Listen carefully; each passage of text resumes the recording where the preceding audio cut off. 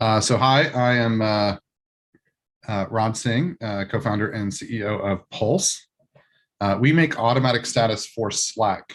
Many folks here, I'm sure, over the last couple of years, experienced remote work in a major way with the pandemic. And when you think about times when we were back at the office, seeing each other was sort of our status. If I saw John around the corner, get up around lunchtime, I'm sort of assuming he's going to lunch because that's typically the time he goes. If I see he has a headset on, I know he's in a state where he maybe doesn't want to be bothered. If I see he's working on a particular design file, it's like, oh, maybe now is a good time to talk because I want to collaborate on that file. I had some questions about it. Since we've all gone distributed and virtual, status has really just become a green dot. And people, when they think about who's at work and who's around, they go to their Slack or they go to Microsoft Teams or whatever sort of chat application they're using. And it simply hasn't evolved. Back from the days of ICQ, it was a green dot. In Skype days, it was a green dot. And Slack sort of continues that sort of lineage. What we found through automatic status, which is basically taking this green dot and leveling it up, is we are changing people's behaviors. If you look at many of the sort of remote work reports that have come out over the past 2 years, it's been very consistent. Zoom notification fatigue has climbed, interruptions has climbed, users saying they feel more disconnected, particularly from other teams, people feeling more lonely, those who maybe work at home alone in an apartment or whatever it might be. And all of these sorts of pain points are things that organizations, Fortune 500, whatnot, are taking huge strides trying to figure out how to tackle through various ways. And obviously with hybrid, we're going to get some improvement. Some teams are potentially meeting again in person or whatnot. Others have created virtual happy hours on Fridays. Others have done other sort of tips and tricks, but it is a real problem. What we found was through automatic status, we actually make meaningful gains against each of these sorts of different pain points.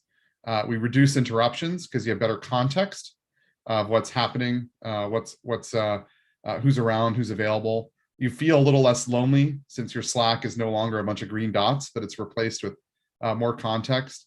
And the status itself ends up being a signal, a way to communicate empathy. So-and-so might be jet lagged today, might be a status that is shown, or so-and-so's in this design doc right now, now's a good time to connect. So I thought the best way to sort of show you what this feels like is to actually show a demo. And so I'm going to pull up my own Slack instance here. And so let's see. So this is my team with automatic status.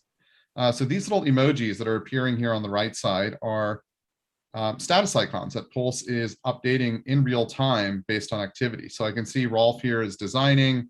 It's 59 degrees where he's based.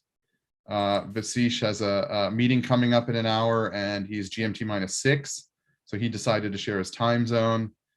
Brad is editing that document right now. The user is in complete control of what they want to share. And all of this is sort of powered from here, where you can either use an automatic status or use a custom status if you've set one. So right now I'm in a meeting, I'm obviously in this demo, but from here within settings, you can actually configure all these sorts of things. So I want to share app categories, or I want to share file names, or I want to share when I'm available, when I'm in a meeting, I want to append my weather. And we have ranges of things that we're continuing to integrate. People have asked for sharing when they're at the office automatically into status. Currently, we support sharing of international holidays. So you get a little bit more empathy, not realizing that it's a holiday in their country today. And so this is basically how automatic status works. And of course, you can override it and put a custom status if you like, but it really does sort of change the experience because you get a much better sense of what's happening, what's going around. So coming back to my presentation here, so we've just plugged into tons and tons of things. I don't know why that's cut off there, but and there are many layers to this onion. Some have said, hey, when I'm exercising, can you let the team know to help sort of create more context? Now, of course, there's different company cultures. Some company cultures are going pure asynchronous, and they don't want to, they don't really even use chat tools for that matter. But many companies, and probably the vast majority, are blending synchronous and asynchronous. Our go-to-market and all of this sort of really has come to fruition in the last few weeks. So we just made Pulse live a couple weeks ago. One of the neat things about Pulse is it's really making Slack better and Microsoft Teams and Google Workspace better. And each of these different tools that we plug in with are opportunities and channels for us to market. So we have Notion, for example, obviously lots and lots of sort of productivity influencers who love that product. And we can share when you're in a particular Notion file as your status. So we're effectively taking a lot of these existing productivity apps and making them multiplayer. And so a lot of those existing communities are great channels and opportunities for us to market through. Our sort of plan, we just made this available. A lot of these learnings came from my previous life. So this is a little bit of a pivot of the company. We used to run a virtual office, and this is where we sort of picked up on these problems and pain points. But we're just making it live now. So we have a sampling of teams that are currently on Pulse. We have our first paid team that we're onboarding now. That's about 80 people. And our plan sort of over the next 12 months is to really prove this out a bit more. So to sort of scale the number of paid teams that we have, and then bring sort of automatic status to beyond sort of Slack, but into Microsoft Teams, into Google Workspace, plug in some of those other integrations that people are asking for, and also bring it to mobile. The beautiful thing about status and presence, it is truly something that just hasn't improved. And to even simply know before you call somebody that so-and-so's in a meeting would be hugely beneficial, whether it's a person or whether it's a friend or a colleague. So that's the that's sort of the high level gist of what we're doing. Open to questions. It's a little bit about the team.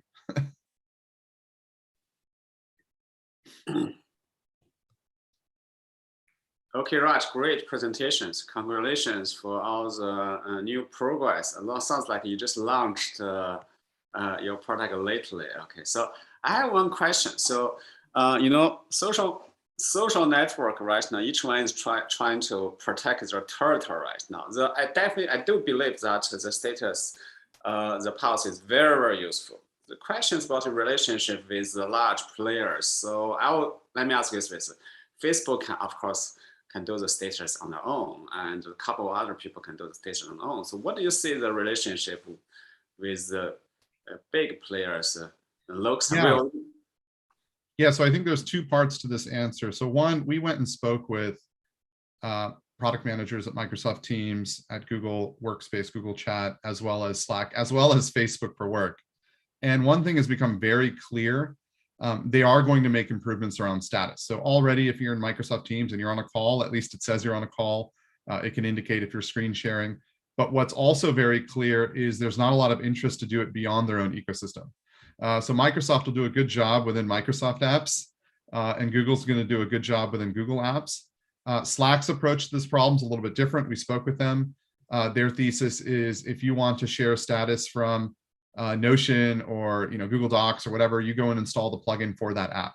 And so therefore you would need to install hundreds of plugins if you wanted to share the sort of different range of apps that people are using in sort of workplace. So I think the opportunity here is we are democratizing status across different platforms and ecosystems. Even the latest version of Mac OS and iOS, you may have seen they've introduced a new focus mode, which works great if you're a pure Apple stack, top to bottom. But the minute you kind of break out of that stack, or the minute you try to want to do more selective criteria with your work apps, it fails. And so I think the opportunity here is to really try to own status across the whole ecosystem.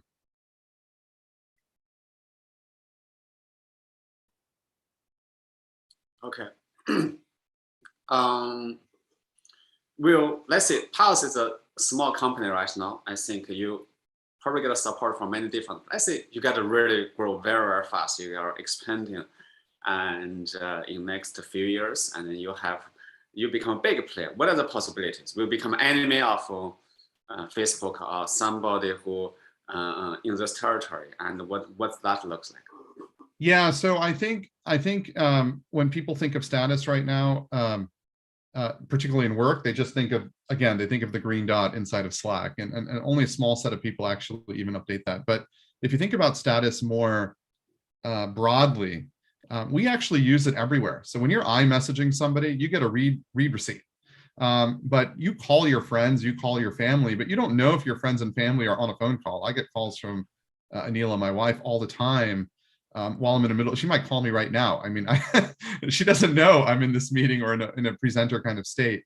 And so the question is, how do you go from bringing sort of status presence existing only within sort of Slack, Teams, and Google Workspace to existing everywhere? And one of the things that's really neat is the APIs have really opened up over the last couple of years, where we might be able to even start tapping into things like Apple iMessage sort of status related APIs. You can certainly do this on Windows, which is great. And so imagine you're on your phone, and before you call somebody, it's your friend, it says your friend is focused. It's like, oh, maybe right now is not a good time to call them. And so I think owning that sort of status layer across everything opens up a lot of interesting opportunities, because status is the launch pad for determining availability and determining whether to call or communicate. But it's also the launch pad for a lot of collaboration. So if we look at like this mega trend with productivity apps, if you look at Figma, for example, when you're in Figma, you can see when other people are editing. When you're in Google Docs, you can see when other people are editing. But the most apps that we use don't have that capability. When you're in an office, you look over and you can see if somebody's working in the same project or same coding file or whatever. But by bringing it into status, what we're doing is you can see your colleagues are all in the same file at the same time. We're making everything sort of multiplayer. And so it becomes this launch pad to collaboration as well. I agree. Certainly, that's a common question. Wouldn't just Slack acquire this or Microsoft Teams acquire this? And I think it's a fair question. You spoke my heart. That's my next question for you. That is the question. I mean, I think to what I said earlier, we've spoken to each of these different companies, and a lot of their focus right now is supporting their own ecosystem. So it's not horizontal. Our strategy to really sort of open it up is, and I'll share a web page here, is we've actually also created developer interfaces, so you can actually bring status presence into other applications. You can also bring in your data. So interestingly, one of our customers uses 8x8, which is a virtual phone provider. And they've asked like, hey, can we bring in that data into Pulse, into status? Because we don't know when our team's on a phone call, which is really sort of simple. So I think by democratizing it and being horizontal, and then it's really about providing a number of touch points, whether it's through Slack or whether it's through Instagram. Can you figure out how to bring status into Instagram or bring it into Facebook or through a Chrome extension and actually bringing it into the browser? So no matter where you are, it's sort of bringing this sort of real-time status. I think by doing that, you're sort of forking your own path, which makes you much bigger than any sort of one individual company.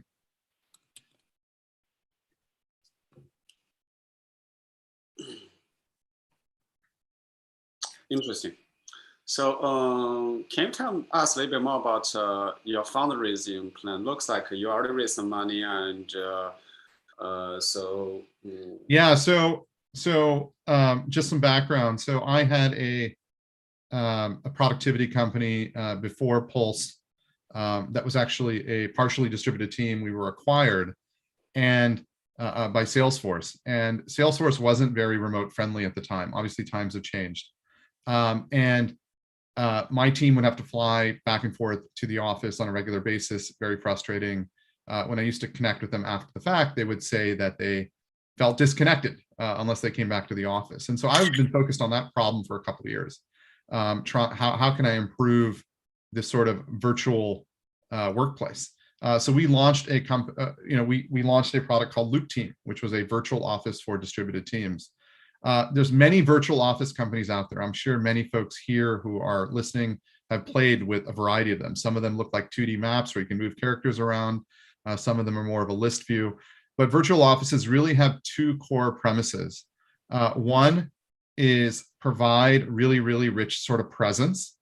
So presence could be visual. You can see somebody walking around a map, or it could be in the form of status, like automatic status. The second part of it is you click and instantly connect. So when you see somebody being available, you can click and you can instantly talk to them. So you could think of it as sort of the rich status meet Discord. And Loop Team has been doing fine over the past couple of years. But one of the challenges we hit, particularly post-COVID, was when our teams grew above 25 people, they would start to churn. And the reason is they were expecting a certain level of audio video quality, which we simply can't meet with where Zoom and Google Meet and Microsoft Teams are. It's a very, very hard sort of problem on multi-party video conferencing. And so we recognized this and we said, we can't compete as our customers are growing. Ultimately, they're switching back to Zoom. And so they started asking us, hey, can you bring our status into Zoom? And so that's like a discussion we're having with Zoom. Like, for example, can we bring status into Zoom chat? Can you bring your status into Slack? And so what we realized was, well, let's drop the conferencing, focus on just status and presence. And that's sort of how Pulse came about. So it's really based on our learnings in operating a virtual office. Okay, great. So since you are you're very unique space, so I'll ask Siva, Alex, do you have any questions? Maybe just a quick one on your revenue model. Do you have any idea what would cost you to acquire customers? So right now, because it's a little bit early, meaning we just sort of made this available, we are onboarding teams that have already sort of committed that we had acquired from our virtual office that are bringing Pulse into their Slack workspace. And we've identified our first sort of like 10 paid teams. I don't have like a sort of normalized or CAC cost yet. Because we haven't really done paid acquisition against this, and we haven't really mapped it to the sort of lifetime value of the user. And so I don't have that yet. Right now, we have, frankly, a lot of organic channels to drive growth between our previous customers, as well as all of these different integration channels and a lot of these product enthusiast communities. Like the Jira community is very hardcore, and for example, they love the idea that you could share your Jira status into Slack, right? Things that you can't do right now. So there's a lot of these existing communities that we're just sort of tapping into. I do think one of the pieces that is interesting, which I think I only allude to here, is we are allowing you, and this is sort of our foray into opening up Pulse beyond work, is we are allowing you to share your status to a web page. So it's your true availability. So if you could think about Calendly shares your sort of calendar, this will actually share beyond calendar, actually share if you're on vacation the next few days, it would share if you're focused right now, it would share an estimated time as the best time to ping. And the thing that's interesting about this is it does have the potential as someone may just start including it in their profile. Like, hey, here's my availability, I'm a realtor. And that's sort of an important thing to provide. And so this has the potential of making the product much more operate in a much more consumer-like growth pattern as opposed to just strictly work.